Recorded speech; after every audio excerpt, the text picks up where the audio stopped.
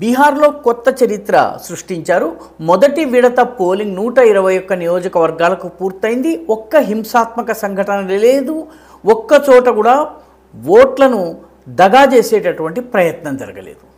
తమాషా ఏంటంటే ఎన్నికల సంఘం అన్ని నియోజకవర్గాల అన్ని బూతులను లైవ్లో పరిశీలించడమే కాకుండా ఫామ్ 17A రిజిస్టర్ ఓటర్లందరూ ఓటు వేసింది దానికి సంబంధించిన పూర్తి డీటెయిల్స్ తీసుకుని అభ్యర్థుల తరఫున ఏజెంట్స్ సంతకం చేసిన తరువాత ఎక్కడా రీపోలింగ్ అవసరం లేదని చెప్పి నిర్ణయించింది. అంటే ఎక్కడైనా మాల్ ప్రాక్టీస్ జరిగినట్టుగా ఆరోపణలు వచ్చినా, ఎక్కడైనా కానీ బూత్ని క్యాప్చర్ చేసే ప్రయత్నం జరిగినా దానికి సంబంధించిన వీడియో ఎవిడెన్స్ కానీ ఎవరైనా ఫిర్యాదు కానీ దాఖలు చేస్తే అప్పుడు అక్కడ రీపోలింగ్ జరపడం జరుగుతుంది.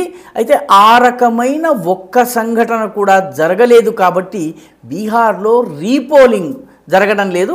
ఎన్నికలు అయిన తర్వాత ఓడిపోతే మాత్రము మళ్ళీ ఇవన్నీ కూడాను లెక్కలు తీసి హడావిడి చేయడానికి కొన్ని పార్టీలు కొందరు నాయకులు సిద్ధంగా ఉంటారు.